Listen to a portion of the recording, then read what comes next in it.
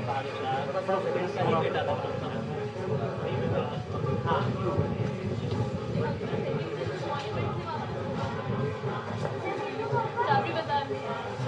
हाँ, तो हम लोगों ने जब वॉक शुरू की थी उस समय आदम खां के मकबरे को दिखाते हुए मैंने कहा था कि ये मुग़लों का बनाया हुआ पहला मकबरा है। और अभी जहाँ आप खड़े हैं, इतनी मजबूत मुग़ल सल्तनत, इतना लंबा समय उसने शासन किया, और आप जहाँ खड़े हैं ये ढहती हुई मुग़ल सल्तनत की एक सिंबल के बतौर में है। और ये कह सकते हैं एक तरह से कि मुग़लों के द्वारा बनाया हुआ आखिरी महल है। तो और ये महल जो है इसका नाम जफ़र महल है, और जफ़र महल इसका ओरिजिनल नाम नहीं था। इसको बनवाया था जफ़र बहादुर शाह जफ़र के वालिद ने, माने अकबर शाह सेकंड ने। और अकबर शाह सेकंड ने, और उस समय इसको बोलते थे जंगली महल। उसका कारण ये है कि आसपास का ये जितना अभी आपको घर दिख रहे हैं, ये सारा का सारा एरिया वीरान हुआ करता था, ये पूरा का पूरा जंगल हुआ करता था। और बेसिकली एक तो ये पवित्र जगह थी, उसके बगल में बना था। दूसरे ये बहुत ठंडा रहता था, उसकी वजह से ये समर रिट्रीट हुआ करता था।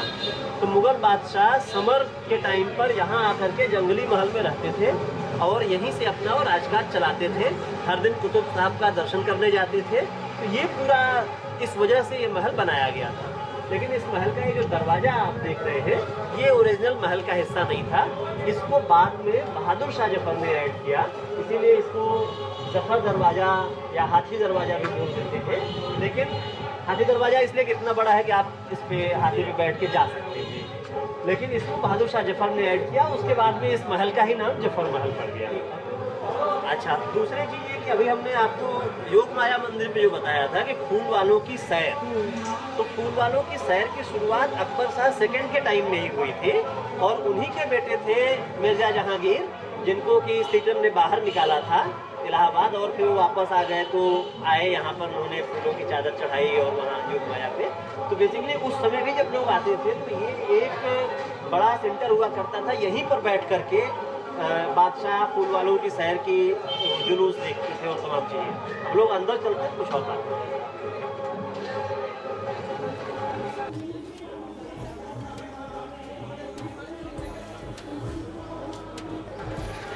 ये अगर आप लाल किले को याद करें तो वहाँ पर जिस तरह से छत्ता चौक है, जब आप एंटर कर रहे होते हैं तो उसी तरह का एक क्लोज्ड पैसेज उसी पैटर्न पे इसको बनाया गया था। और यहाँ पर आप आसपास में देखिए, उधर भी कमरे हैं, इधर कमरे हैं, ये कमरे हैं। बेसिकली महल की इस हिस्से में जहाँ पर हम लोग हैं, ये जितना हम लोग आज देखेंगे इससे बहुत बड़ा महल था कभी। लेकिन यहाँ पर क्योंकि बादशाह खुद रहते थे और बेगमें रहा करती थी, इस पूरे हिस्से की सुरक्षा की जिम्मेदारी महिला सैनिकों पर हुआ करती थी। और उस समय पठानियों से लेकर, हब्सिनों से लेकर के अलग अलग जगहों से आई हुई महिलाएं जो उनके फौज में थी, वो इस महल की रक्षा करती थी। और ये जो इलाके हैं, इनमें उनका मतलब ड्यूटी रूम टाइप से था, जहाँ पर वो चेंज करते थे, आराम करते थे। और ये पूरे इलाके की सुरक्षा की जिम्मेदारी। तो आज तो हम लोग बड़े आराम से यहाँ जा रहे हैं, पहले अगर कोई आम आदमी ऐसे आ जाता तो शायद इसके आगे बढ़ नहीं पाता, उसका सर यही काट देते लोग। लेकिन लोग जितने भी मजबूत होते हैं, वक्त ऐसा है कि वो बदल देता है चीज़ों को। तो आज हम लोग महल में घूम रहे हैं। अब आइए एक साथ हम लोग चलते हैं।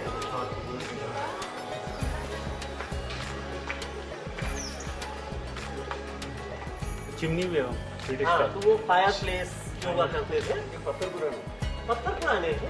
तो उसका कारण यही था ना कि मुगल शहजादे ने अंग्रेजों की तर्ज पर यहाँ एक महल के भीतर अपनी कोठी बनाई थी। तो पत्थर वही थे, उसको आर्किटेक्चरली ही wanted to make it like एक ब्रिटिश कोठी दिखे ये। तो इस तरह से यहाँ पर ये भी मिर्जा जहांगीर की कारस्तानी थी ऐसे।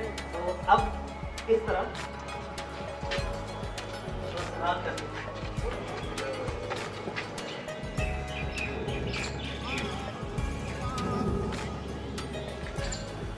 अभी शांत है, लेकिन ये हर समय शांत नहीं रहता है। यहाँ आप लोग क्रिकेट खेलते हुए आपको मिलते हैं हमसे।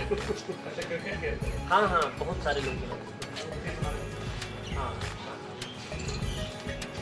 यहाँ पर आप देखिए जैसे वॉल्स पे सब डेकोरेशन जो है ये सब वही प्लास्टर वर्क हुआ करता था, सेंसटोन के ऊपर प्लास्टर का, और उस पर फिर ये कार्विंग करते थे।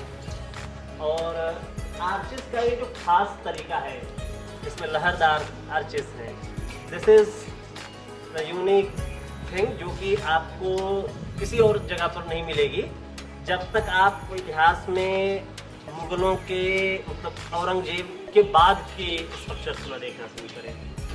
ये लेट मुगल वो है जहाँ पर भी आप इस तरह के आर्चेस देखें, ये लेट मुगल उसमें ही इस तरह का लहरदार आर्च का वो आया। हाँ, ज़्यादा डेकोरेटिव इधर।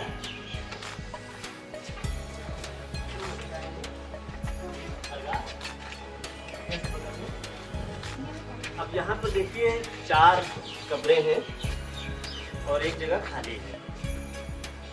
तो ये है अकबर शाह सेकंड जिन्होंने ये महल बनाया था। ये काली वाली कब्र जो है ये उनकी है।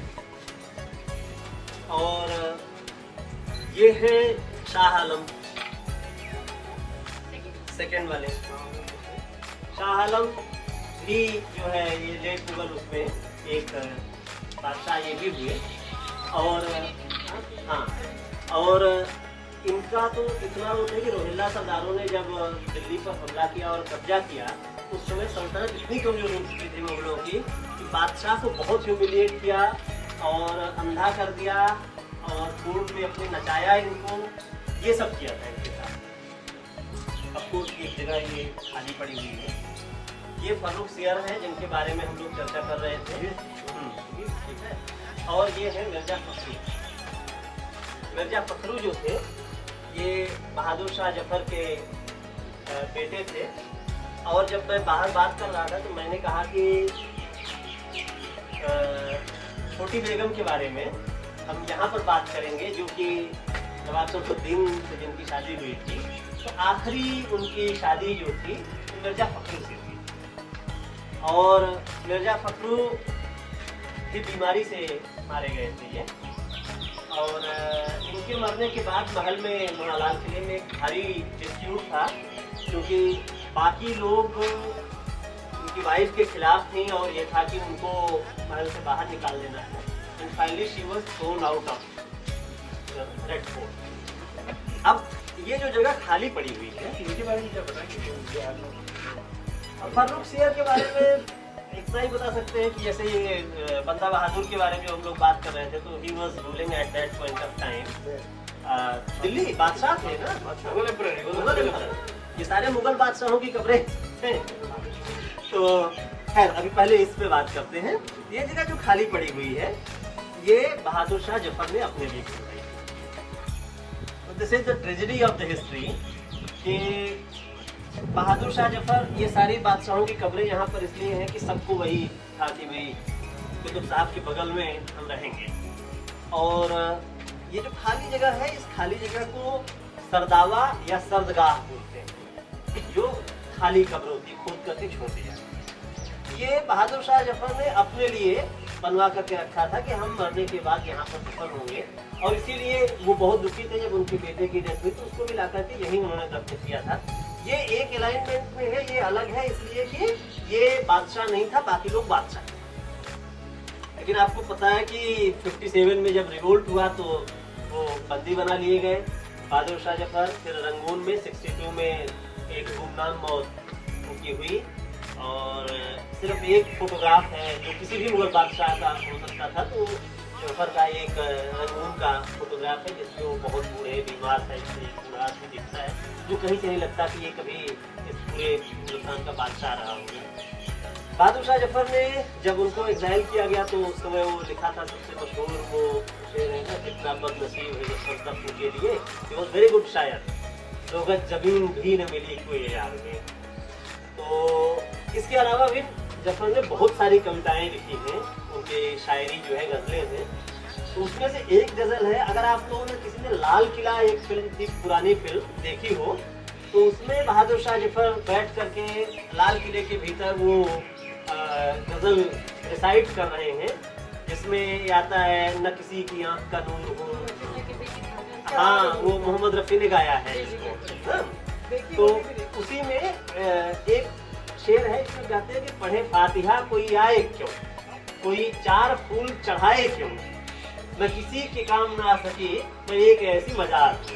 तो ऐसे लगता है कि जैसे he was looking about his future, और एक प्रोफेसी ऐसी लगती है जब हम देखते हैं इस तरह से कि वो एक गुमनाम सी मौत और एक गुमनाम सी कब्र, जिसके बारे में बाद में बहुत ये हुआ था, वो तो ये भी कर दिया था ना कि आइडेंटिफाई हो ही न सके। बाद में काफी ह्यूमन ट्रायल के बाद अभी लोग कहते हैं कि वो आइडेंटिफाई कर लिया गया था, और उसके बाद में अब now he has status of Sufi saint है। हाँ, वहाँ पर सूफी सेंट के बतौर माने जाते हैं, और उसके बाजार पे अब कुछ लोग आते रहते हैं। लेकिन अंग्रेजों ने ये कोशिश की थी कि चूंकि वो एक इमोशनल पॉइंट था हिंदुस्तानियों के लिए, उनके बादशाह के लिए, कि बादशाह को इस तरह से खत्म किया, तो कहीं वो एक सोर्स ऑफ इंस्पिरेशन न बन जाए, एक और रिवोल्ट का कारण न बन जाए, इसलिए वो पूरी तरह से कोई शिनाख्त न छोड़ी जाए। जैसा कि आप जानते हैं अभी हाल फिलहाल में और भी लोगों के साथ ऐसा हो रहा है, जिनके बारे में लगता है कि ये एक cause of mobilisation against establishment हो सकता है। ये इस इलाके की कहानी है। और पीछे जो हम लोग बात कर रहे थे मोती मस्जिद, ये वाली, इसका इधर से एक्सेस है, हम लोग बाहर से बहुत परेशान है बेटा।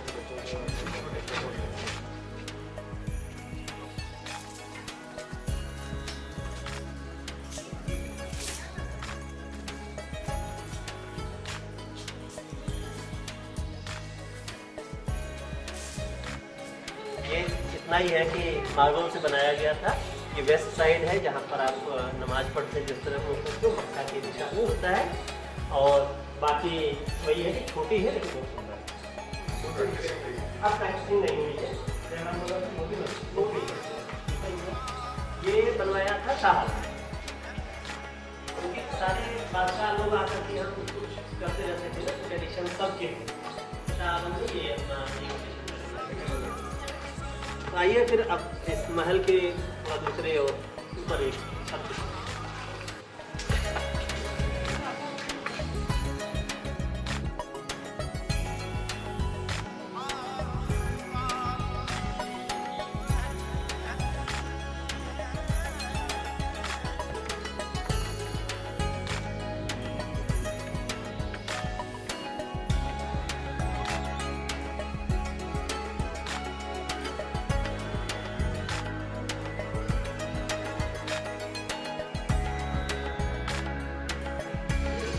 तो ये जगह जो है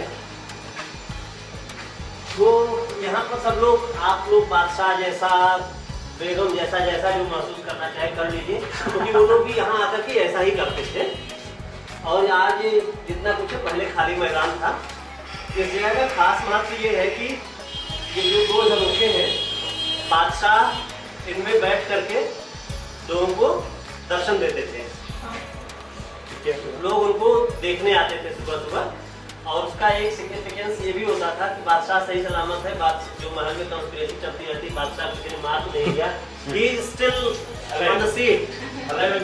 हाँ, तो उसके लिए बादशाह को ये लगता था कि हर दिन जनता के बीच कोई अफवाह न फैले, यहाँ आकर के बैठना चाहिए। लाल किले में भी इस तरह की जगह है जहाँ वो बैठ करके दर्शन दिया करते थे। खैर यहाँ उसका पर्पज वो ज्यादा नहीं था, यहाँ पर उसका पर्पज ये था कि आपको बताया ना कि जब फूल वालों की सैर हुआ करती थी, तो आगे हम एक बिल्डिंग में जगह चलेंगे जो कि इसका नाम है झरना। उस झरने वाली जगह से एक दिन फूलों की चादर का जुलूस उठता था और एक दिन फूलों के पंखे का जुलूस उठता था। तो जैसे एक दिन फूलों की चादर का जुलूस उठा तो वो पास में ही है, वहां से पूरा जुलूस होकर के यहाँ पर आता था। ये सामने पूरा मैदान है, यहाँ पर अलग अलग लोग तमाम तरह के करतब दिखाते थे, जिसमें बेस्ती कटोरे बजा रहा है, कोई शहनाई बजा रहा है, कोई जिम्नास्टिक्स के कुछ अपने करतब, वो सब यहाँ चल होता था। बादशाह यहाँ बैठ करके देखते थे। उसके बाद जो लोग वो चादर कैरी कर रहे होते थे उनको बादशाह अपने साहबजादों को नीचे भेज करके उनको कुछ कुछ बख्शीश देना, तमाम सारे लोगों को, चादर कैरी करने वालों को फूल देना, ये सब करते थे। और उसके बाद यहाँ से जुलूस आगे जाता था। बादशाह ने ना तो कभी चादर के प्रोसेसन में पार्टिसिपेट किया, ना कभी पंखे के प्रोसेसन में पार्टिसिपेट किया। पहले पंखा जाता था मंदिर के लिए, अगले दिन चादर जाती थी दरगाह के लिए। और एक बात का वाकया ऐसा बताया जाता है कि कुछ लोगों ने आकर के दूसरे दिन बादशाह से कहा कि भाई कुतुब साहब के दरबार में आप भी हाजिरी लगा लीजिए, साथ में चलिए। तो उन्होंने मना कर दिया, बोला कि लोग क्या कहेंगे कि मुसलमान था इसलिए दरगाह में चला गया, मैं ऐसे नहीं करूँगा, मेरे लिए सारी रियाया बराबर है। अगर मैं मंदिर में नहीं गया तो मैं इसमें दरगाह भी नहीं जाऊँगा, आगे आप लोग जाइए। और फिर एक और मॉन्यूमेंट पे जहाँ हम चलेंगे इसके बाद, जिसका नाम है जहाज महल, वो बादशाह ने कहा कि हम वहाँ पर आपसे शाम में मिलेंगे, सारे लोग वहाँ इकट्ठे होते हैं।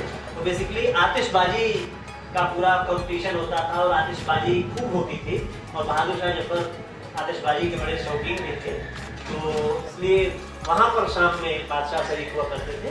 लेकिन कभी भी बादशाह ने ना तो फूलों के चादर में पार्टिसिपेट किया उसके जुलूस, ना पंखे के जुलूस, कभी नहीं। लेकिन शाहजादे दोनों जुलूस में जाते।